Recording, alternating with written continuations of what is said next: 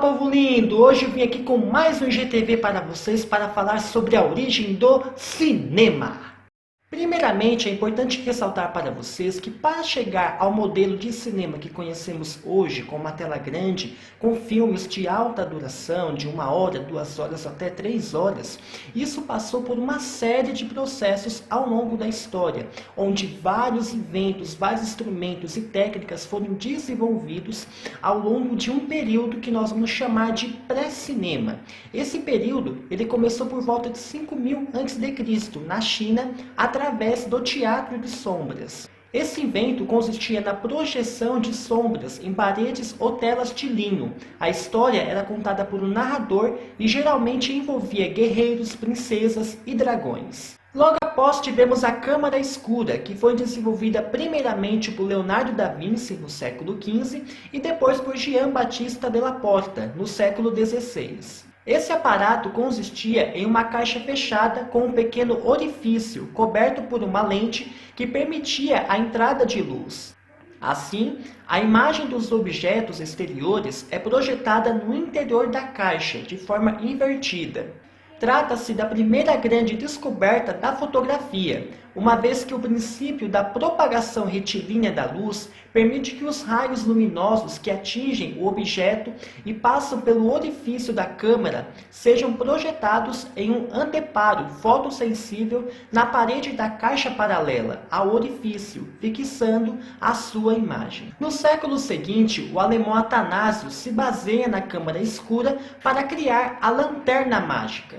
O aparelho é composto por uma caixa cilíndrica, iluminada por dentro com uma vela que projeta imagens desenhadas em uma lâmina de vidro, sendo o primeiro a ser destinado para projeções coletivas, onde o narrador, algumas vezes com acompanhamento musical, se encarregava de contar histórias. No século XIX, muitos aparelhos foram construídos para estudar o fenômeno da persistência retiniana, ou seja, a imagem ficava na retina por uma fração de segundos, resultando então em uma ilusão de movimento. Em 1832, Joseph Antoine Platial criou o fenacistoscópio. O instrumento apresentava várias figuras de um mesmo objeto em posições diferentes, desenhadas em um disco, de forma que, ao girá-lo, essas imagens passavam a formar um movimento. No mesmo século, surge uma nova invenção para aproximar ainda mais o surgimento do cinema, a fotografia. Inicialmente eram horas de exposição do material sensível para fotografar algo, o que tornava o intercâmbio da fotografia para o cinema quase impossível, enquanto não tivesse agilidade no processo de captação de imagens. No fim do século, aparecem aparelhos como o praxinoscópio e o fuzil fotográfico. O praxinoscópio, construído em 1877 pelo francês Charles-Émile Reynaud, consistia num aparelho de formato circular, no qual imagens se sucediam e criavam a sensação de que estavam se movendo. Inicialmente, o uso da máquina era reservado ao ambiente doméstico, mas em 1888, Reynaud conseguiu aumentar seu tamanho, tornando possível projetar desenhos para plateias maiores, performances essas que ficaram conhecidas como teatro óptico. O fuzil fotográfico foi desenvolvido em 1878 pelo francês Etienne Janis Marey. O instrumento consistia em um tambor forrado por dentro com uma chapa fotográfica circular. Ele era capaz de produzir 12 frames consecutivos por segundo, sendo que todos os frames ficavam registrados na mesma imagem. Em 1890, o norte-americano Thomas Edison produz e exibe uma série de filmes curtos, no que seria o primeiro estúdio de cinema. Esses pequenos filmes não eram projetados em uma tela grande, mas sim no interior de uma máquina, o cinetoscópio, um instrumento individual onde se assistiam filmes de até 15 minutos. Com isso, variações do cinetoscópio foram criadas e distribuídas também por toda a Europa. Nisto, muitos inventores começaram a se adaptar e inventar novos elementos a partir desse instrumento, mas foi a invenção dos irmãos Auguste e Louis Lumière que teve o maior sucesso comercial. No ano de 1895, os irmãos Lumière criaram, a partir do aperfeiçoamento do cinetoscópio, o cinematógrafo, de onde se originou o termo cinema. O aparelho era movido a manivela e utilizava negativos perfurados.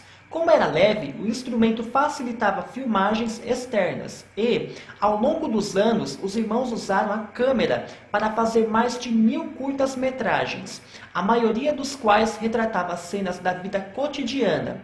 Desta maneira, o invento dos irmãos franceses superou os concorrentes e transformou-se no aparelho preferido daqueles que desejavam registrar imagens em movimento.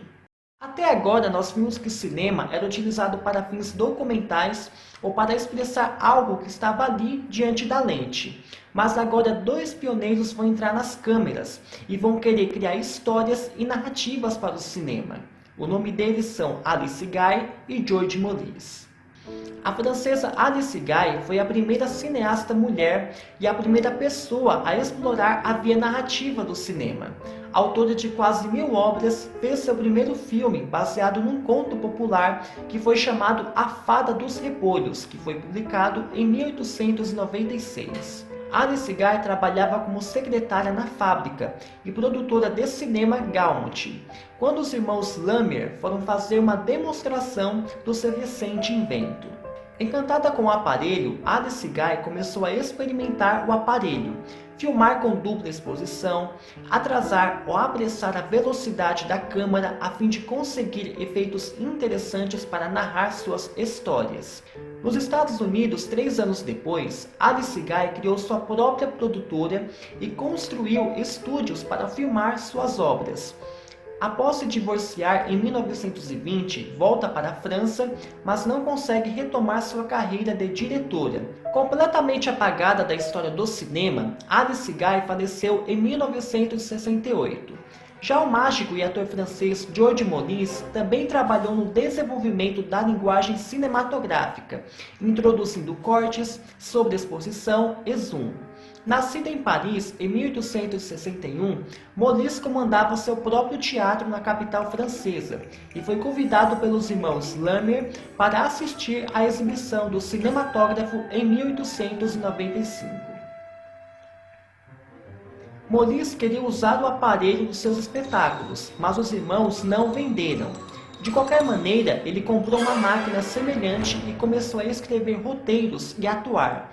Aperfeiçoou os truques próprios do teatro e do ilusionismo para o cinema, e assim alcançou grande sucesso, tornando-se o pai dos efeitos especiais do cinema. Seu maior êxito foi o filme Viagem à Lua, de 1902, onde adaptou a célebre obra de Jules Verne para o cinema. Logo após os filmes de Méliès, vieram as produções de David Gifford, considerado o criador da linguagem cinematográfica nos Estados Unidos. As produções expressionistas e do movimento de câmera na Alemanha, as do surrealismo na Espanha e também a criação do cinema soviético, que tiveram como nomes Vertov e Eisenstein. E é isso, galera. Se vocês gostaram desse GTV, por favor, curtam, comentem, salvem, compartilhem com seus amigos, colegas, familiares, para ajudar aqui no engajamento, ajudar aqui no meu trabalho e para que mais pessoas venham conhecer desse assunto sobre a história do cinema. E é isso, galerinha. Tchau, tchau. Até mais.